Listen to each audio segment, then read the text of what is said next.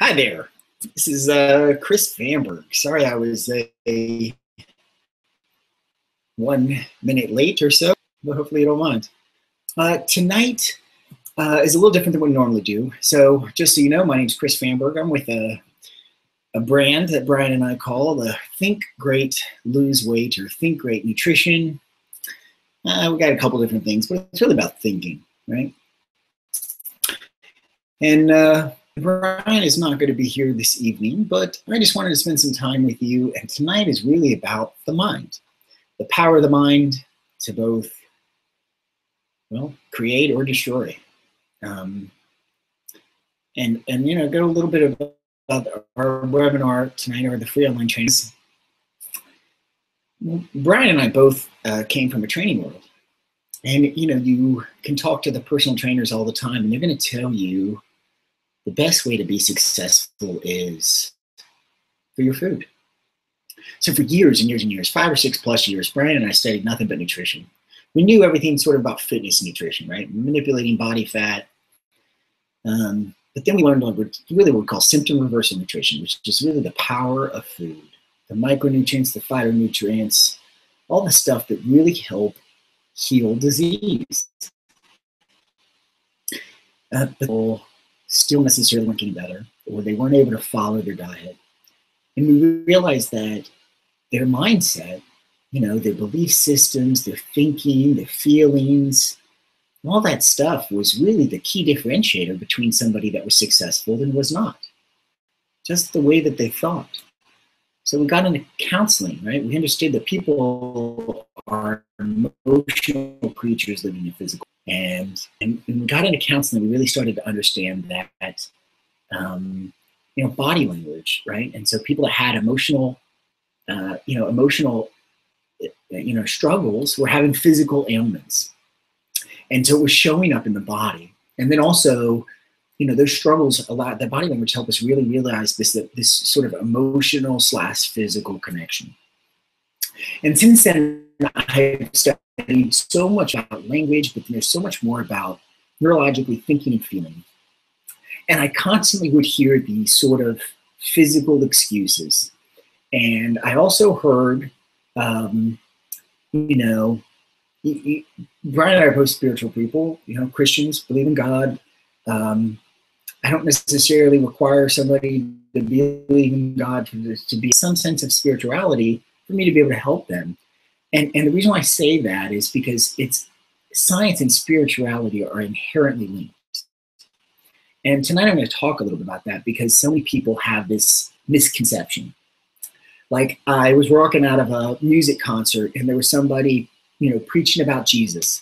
And somebody yells from the crowd, "Oh, well, I believe in science. You're a fool." No. Science didn't exist. Science doesn't prove God doesn't exist. If so, please show me that science, because I haven't seen that yet, right? And inherently, there's some level of spirituality that science really proves.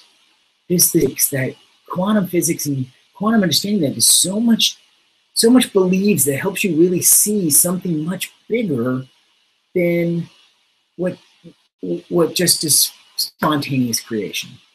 And so I want to talk a little bit about that tonight. Right? So let me pull up some slides here just so I can chat with everybody real quick. I know everybody would rather look at my face, so I'd rather look at my own face than look at slides, but slides are a good point to get the point across, okay? So here are my delightful slides. Just do me a favor, turn off your phone, close your Facebook, go where it's quiet, just pay attention. Get some water, take notes. If you have any questions, you can email me on Facebook or whatever. I'll try to answer them at the end. But just open your mind to what if things are different. What if you just had a limited understanding of the human body, and just with a little bit of science, I can give you a better understanding. I just want you to be open-minded right now. Have you ever heard of self-directed neuroplasticity? Self-directed neuroplasticity, because this is the answer tonight. And the other question is, have you heard of iatrogenesis? These two terms are inherently linked, and I'll explain why. So 2 terms that I believe that you should understand and know. So first of all, our brand is Think Great Nutrition. Brian Johnson and Chris Vanberg. Brian's not here this evening. It's just me, delightful Chris Vanberg. And we're both what we call sort of holistic mind-body coaches, health, wellness, life coaches. Our titles constantly change because of what we do inherently changes, right? Neither one of us do physical personal training really anymore. Everything we do focuses on sort of mind, body, spirit, you know, helping the physical body heal, but also working on the emotional body. This is just some pictures of me and Brian, and you know, this is the picture on the top left is me speaking at the March Against Monsanto. I generally do that every year. I've done it 2 years in a row. I'm a big advocate of, you know, the quality of your foods, and I think GMOs haven't totally proven safe and effective. Not all GMOs anyway. And so I'm a big rally about knowing what's in your food and the quality of that. The picture on the left and then the picture on the right in the center are sort of before and after my transformation, right? Picture on the left, man, I was drinking, doing drugs, partying, didn't really care about much in the world, right? I started to work out, which is why I took that sort of picture just sort of standing there, is because I wanted sort of before and after pictures. But my after picture on the right, I mean, physically, yeah, I'm in a lot better shape, but spiritually, I was a whole nother person.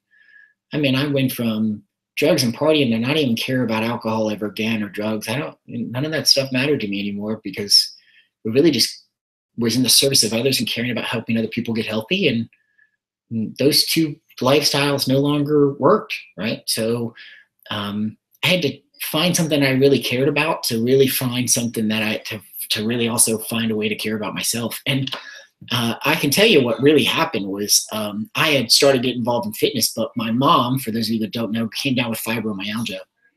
And if you've never heard of fibromyalgia, it's a sort of a nerve disorder. They don't really know there's no real test for it. They just sort of diagnose you by symptoms. And, you know, my mom, after about 7 years of having fibromyalgia, it started with pain in her hands or pain in her arms or pain in her legs. But after having it for 6 or 7 years, she had a hard day of work. She'd be bedridden for 3 days in excruciating pain. And the only thing that doctors really do use sort of is give you immune suppressants to calm your immune system and painkillers. And she had a friend that had fibromyalgia for 13 years, and she died from it.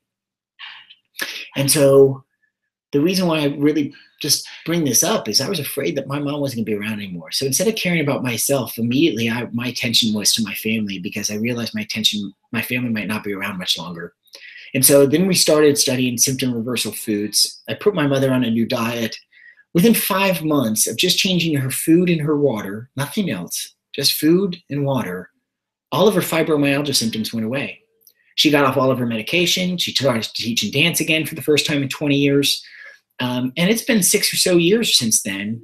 And she is still pain-free, right? She still has to watch what she eats, just to monitor, because this is something that could definitely come back. It's not necessarily a cure, but the lifestyle change reversed symptoms. And so this is what is possible by what was diagnosed as an uncurable disease by Western medicine standards. And there's been tons of success stories that we've had with our clients since then. So our trademark slogan is, if you don't make time for your wellness, you will make time for your illness. We want you to think proactively about your health. Don't wait until it's too late. So I just throw this up here. Current state is, man, people die of all kinds of stuff. What's sad is heart disease and cancer. These are mostly preventable through lifestyle habits, chronic respiratory system. Here's the big ones. 350,000 deaths per year linked to overweight or obese. So just because you were overweight or obese, you ended up dying as something related to your weight. 220 and 448 deaths are from preventable medical errors. That is iatrogenesis. That basically means you went to the hospital for something, not necessarily life-threatening, and they accidentally killed you. They accidentally killed you with drugs, taking the way that you were supposed to take them. They accidentally killed you in the hospital, dying of something that you weren't supposed to. There's just so many people in the hospital at so many times in the care of doctors and hospitals that people die accidentally all the time. In fact, it's technically the third leading cause of death in America. Good news, 90% of those deaths are preventable with lifestyle choices. a lot of times what Ryan and I have focused on is the physical, the nutrition, the things that we do. So we just spent the last 6 weeks spending a lot of time on symptom reversal foods. Tonight's focus is a little bit different. It's really about physical, but the spiritual and science connection in that, right? And so this is what we focus on teaching. First, I want to get into the genetic lie. The medical community is taught that we're heredity flawed, weak, and broken. And how many times have you heard your genes are to blame? So they have all these genetic tests now to find out, are you at risk for cancer? Are you at risk for heart disease? Are you at risk for diabetes? How many times have you heard somebody go, oh, well, I have genetically bad metabolism in my family, or so on and so forth. And I get it. Like, before we understood really so much about the human body, it was very easy to blame genetics, right? It was like, and still is, right? There's so many things that are similarities that we get from our parents. So it's understood that maybe possibly that we absorb their weaknesses, right? But, genetically bad metabolism is inherently a lie. You learned how to eat from your parents, and therefore your metabolism has matched your parents, right? You're in the same environment that you were exposed to the same thing your parents were, and maybe possibly your grandparents. You grew up in the same environment. So therefore also the environment has such a huge impact in what weaknesses or symptoms that you also suffer with. So I'm not saying that genetics don't play a part, because they do, but there's so much else that's here at play. And I'll go into that in a minute. Have you ever seen that movie, Gattaca? If you haven't, the movie came out quite a few years ago, but basically they started gene manipulation of children to get the best possible outcomes. And they would test your blood when you were born. And if you were genetically predisposed for a possibility of heart risk or diabetes or whatever, then you'd be extricated from certain jobs, right? You wouldn't be able to go to certain places. You'd be an insurance risk because your blood said you were and your genes said you were. And a guy kind of beat the odds by using somebody else's gene pool to accomplish something that he wasn't supposed to be able to accomplish, to live longer than he was supposed to accomplish, because he was there and defiant, because he believed that he was capable of more, even though his genes said he was not. So here's some of the things that I would like to talk about. 75 to 85% of your genetic code is expressionable, and it's under your control from your environment. The way you think, feel, believe, diet, stress, and environment, all these things that are under your control manipulate your genetic code. One of the first times I heard this come into play was they took a whole bunch of diabetics and they tested their blood and their genes, and they were at risk. They were diabetes at risk. They were at cancer. They had all these cancer activation sort of weakness genes that were identified as on. They had all these, the cancer prevention genes were turned off. These heart disease genes were on, and when they put them on this vegetarian diet for 30 days and they rechecked all their genes, they rechecked their blood, sure enough, all their markers, 40% of their markers had totally changed in the opposite direction. Their cancer prevention genes were on, their cancer risk genes were off, their diabetes genes had changed, their heart disease had changed. So their genetic code dramatically changed expressionally over the course of just 30 days. And so I found that, wow, is that really possible? I didn't realize that your genes could change or the expressions could change, because the expressions are so much changed based off your environment.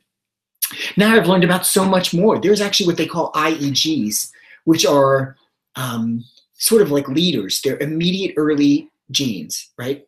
And they can change in 3 seconds. The expression can fully change in 3 seconds, just by changing a belief and a thought pattern.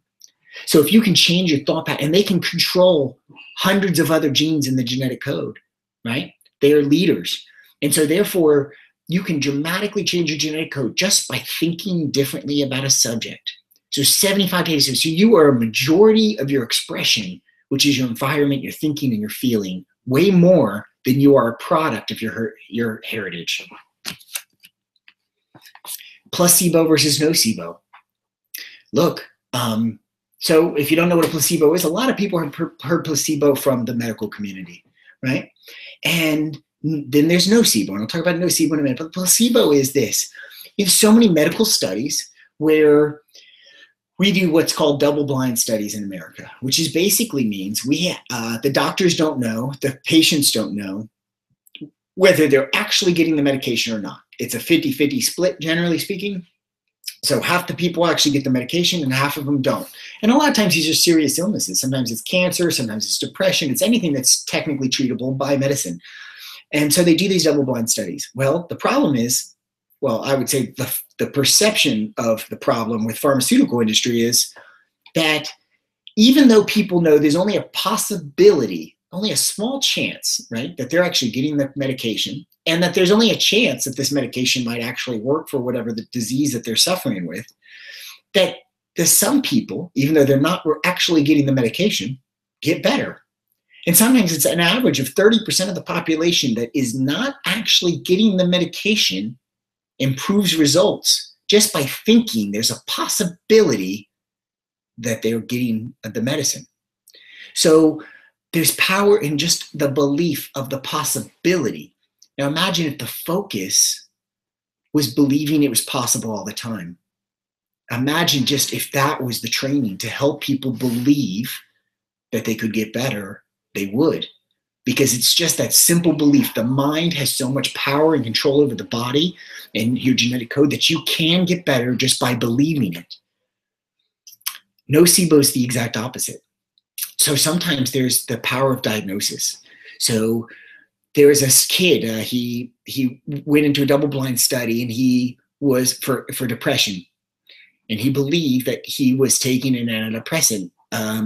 He got a call with his girlfriend. He got in a fight, and he was feeling suicidal. So he ate the whole bottle of what he believed was antidepressants. His heart started flush. His body got flush. His temperature started flying up. His heart was palpitating out of control. He screamed for help. He called the neighbor. He said, "Hey, look, I just downed this whole bottle. I was feeling remorseful, and please take me to the hospital." Heart going out of control, blood pressure really low. The whole body was flush, feeling extremely anxious, thinking the boy was dying. Goes to the hospital. They can't find anything medically wrong with him because the only thing he ate was a bottle of sugar pills. He believed so much that he might even possibly be on the medication that he was affected even by a harmless substance. There's been cases of people dying from death by diagnosis, they call it. They get diagnosed with cancer. They're expected to live 6 months. They die in 6 days or a couple of weeks. There have been people that have been misdiagnosed of cancer and died anyway because they believed that they were, and upon autopsy, they found that they didn't have cancer.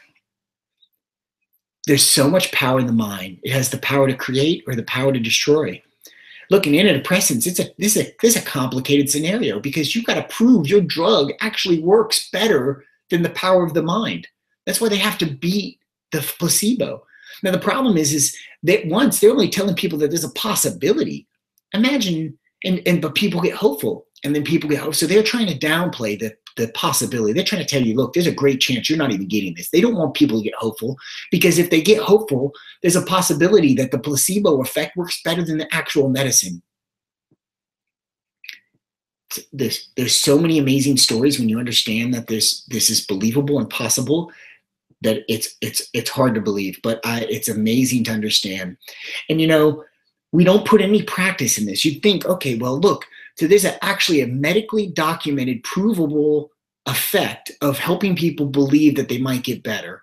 But doctors in Western medicine aren't allowed to practice placebos because they consider it deception.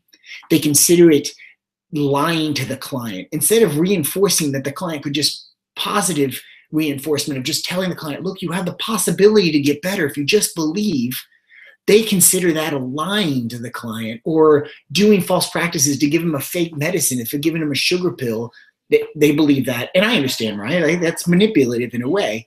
Instead of focusing on what you can do that's positive, that's truthful, that's just telling them that they believe that they can get better, they can. So SDN, neuroplasticity. It basically means self-directed neuroplasticity. And this is Man, this is powerful. Okay, so listen, there's so many studies that basically say we're 95% subconscious and 5% conscious. That basically means learned behavior. We have done so much through time. We have learned from so many events. We have that we're on autopilot almost all the time, right? And our conscious mind can help direct it and create new stuff and guide us a little bit, but that's why they call it the ant and the elephant. Your ant is your conscious mind. Your elephant is your subconscious mind. It's very hard for that ant to tell the elephant anywhere, because that elephant just going to go where he knows to go, knows where he's experienced pain before, where he knows it's easy. The subconscious mind sort of just directs the way. And it's from neural pathways that we have created from our learned behavior, from our thinking and our belief system and what we have done in our lives in a sort of an unconscious way that sort of guides the elephant, right? But there's hope. There's hope that even a few minutes after you start doing something new, you can create new neural pathways. Within a few weeks, you can have millions of new brain cells in a new direction, guiding your body in a new way and training your subconscious in a whole new way. And do you know that after just a few weeks of so let's just say you decide on a new path, let's say working out and exercising, taking care of your body in a new way, creates a new neural pathways. It only takes a few weeks for old pathways to start to disintegrate and die. So after about 3 weeks of not using a pathway, so let's say those old habits that fade away, after just a few weeks, those old pathways can start to disintegrate. And you can focus and create and direct your brain in the way that you desire in a brand new way, and just break those old pathways. That's where they talk about this habit forming. This is the science that is defining new habits, right? Because it's training your subconscious mind in a whole new way. And so by reoccurring and reaffirming and designing your way in a new way, you can train your elephant to be a whole new person in a very short period of time. So self-directed neuroplasticity is the new method of basically self-improvement, or should I just say it's the science that's proving the spirituality of how to improve oneself, right? It's defining what we're doing as actions. So many times people do science versus spirituality, right? Like, oh, well, I don't believe in God or spirituality, or I don't believe in the sort of the emotional thing because I believe in science, right? Blah, blah, blah. But it's not science or spirituality. It's both. It's the practice of both. I love science. There's so many beautiful things that it does. And it doesn't prove anything I believe untrue. In fact, it helps me understand it in a whole new way. It helps me give me guidance in the way that I should live my life, or it helps me define these things that I already understand. So when I talk about body language, right, I understand that we're an emotional creature. And in our genetics, our emotions control our genes. And so therefore, it's very easy for something in your body to tell me what's going on with you emotionally. There's science that helps me define something that I've already understood, right? Verbal, the way we speak about it, talk about it, there's so much that has to do that can be proven out through science, right? And they do all these different things to be able to test for verbal tones and things. And sometimes we inherently have already picked up these signals, but you can learn and focus in on a whole new way. So stress, fear, anxiety, these all show up in physical symptoms. Look, in every single Western medical journal, right? Like if you study disease, there's like 2 things that are related to almost every single disease. It's stress and inflammation. And this is not physical stress, right? This is perceived emotional stress makes every disease worse. So why wouldn't you practice and study the improvement of somebody's emotional well-being when they're sick, because it can have such a profound and amazing physical impact? Because you know the negative the negative stress has a huge impact on the making the disease worse. So why wouldn't the positive and the relaxation and all the wonderful things of happiness and laughter, all those wonderful things, do the opposite? Because they do. But there's nothing like that unless you're doing it for yourself, right? Remember, nobody's going to take care of you as well as you're going to take care of yourself. So once again, it's not science or spirituality, but it's both. So look, Brian and I are about to do a new series. We're going to spend 4 weeks on this. It's breaking limiting beliefs, it's goals and priorities, it's power of affirmations. We want you to help train your subconscious mind. And It's about changing your language and becoming aware of self-sabotage. We have all these amazing tools to be able to help you. This is actually from a cracker from a Chinese food I got just the other night. A goal is a dream with a deadline. So look, by defining your goals and by writing them down and then putting them and making them a priority and putting a timeline associated to it, this is how we help you set your life in order, creating new neural pathways and putting a goal in front of you. You know, less than 30% of people actually write their goals down. So, and you are 90% more likely to achieve your goals if you write them down. Anyway, this is just some of the things that we're helping you with in this mindset series. We want you to tune in and listen. There's a couple of things here. Look, I've just been talking about it, but mind training is these are some pictures I got from David Wolf, by the way. I love David Wolf. He's a little nut job, but he's got some amazing stuff that he talks about. Anyway, mind training is the medicine in the future. Because you know what? If you really focused on the placebo, which is you are the placebo. The power of your mind and your thinking and directing in the right direction can mean health for the life, for the rest of your life. It can mean amazing things for the way that you think, feel, and act. So 12 symptoms of spiritual awakening. I thought this was great, right? An increased tendency to let things happen rather than to make them happen. Frequent attacks of smiling. Boy, that would be tough, huh? Feelings of being connected with others in nature, frequent overwhelming episodes of appreciation, a tendency to think and act spontaneously rather than from fears based on past experience, an unmistakable ability to enjoy the moment, the loss of ability to worry, a loss of interest and conflict. I can't tell you how big that is for some people, right? They just get caught up in conflict, trying to win, trying to be right, instead of trying to understand and trying to come with both parties winning. A loss of interest in interpreting actions of others, a loss of interest in judging others, a loss of interest in judging yourself. Gaining the ability to love without expecting anything in return. These are what we want to help you accomplish. These are some amazing things. I got a little testimonial from one of my old clients a long time ago. Her name's Jamie. I think you should just listen to her. This is really sort of a nutritional testimonial, but I just think it's beautiful, right? It's like somebody I helped so many years ago, and then I helped her parents, and just an impact through the family. I think I'll just play it real quick. Hi, my name is Jamie, and I'm a nurse.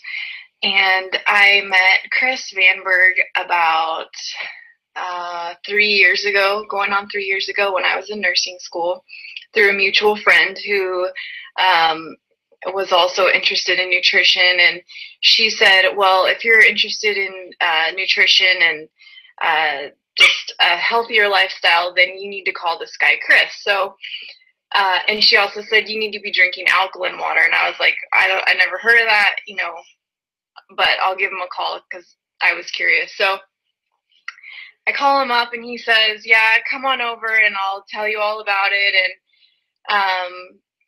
so I did. And then ever since then, I went and got alkaline water from him, like every other week or sometimes every week, depending on how much I was drinking. And then we talk about food and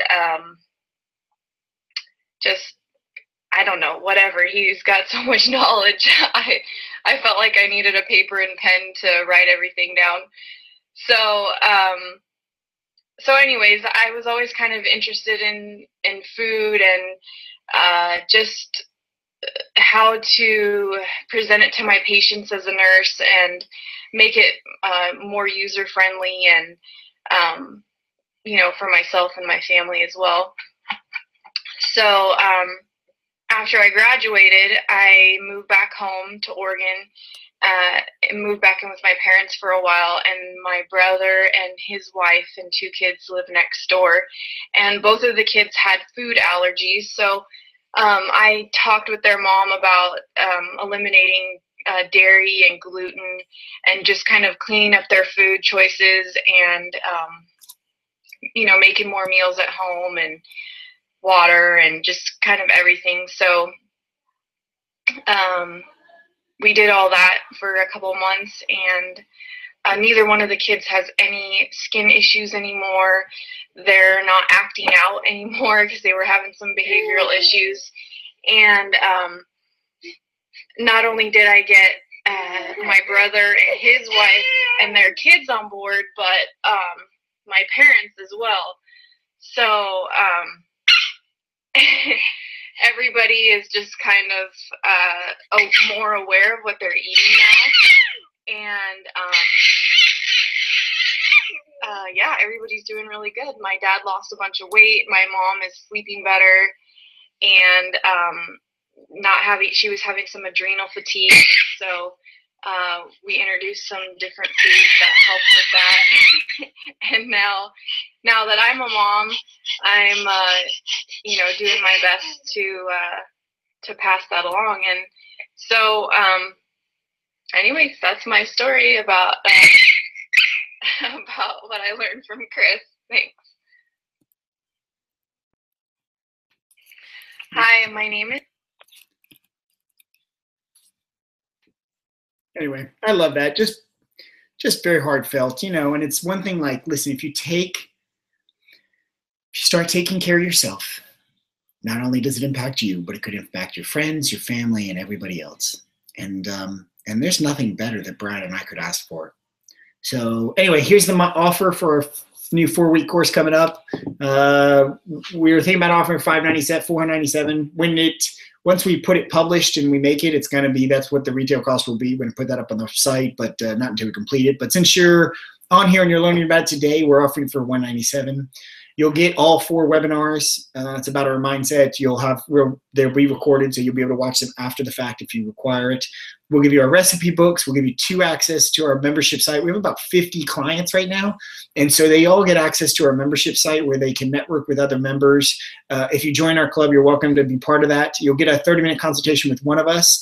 You'll get our 2 Jedi Secret videos too. So we'll post those in the site if you join. Listen, there's so many benefits of working with us. Just a little bit about Brian and I. Just in 2014 alone, Brian and I spent over $100,000 in coaches.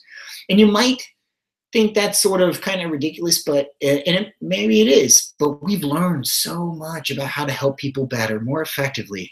And so we spend this money knowing that it's just going to be able to help us help other people more effectively. We've helped over 13,000 people in the last 10 years. It's a lot of people, I know, but it's also really, this is why we do it, because we love it. So we just want you to learn the secrets to help you be successful for your life. It's about diet. It's about understanding disease. It's about all the things that make you healthier. This 4-week mindset series is really about how to be just the best version of you that you possibly can be, right? Because it's your thinking. It's your thinking that sets you apart. It's the differentiator between success and failure. They've done studies on over 25,000 people, basically between success and failure, and the single different differentiator was really just resiliency. Keep trying after failing. And if you don't have the right mindset, you're going to view a failure and quit. If you have the right mindset, you set your goals ahead of yourself, you get the right thinking in place, you reaffirm who you really are, you break those barriers of belief systems that you set in because you've been pain and angry before, and you change yourself in a whole new way. And so this is what I invite you to do. A whole new experience on life, a new perception, a new beautiful way to look and think about life that will guarantee your success. It won't be the minor details. They don't bother you so much. In fact, they don't really bother you at all.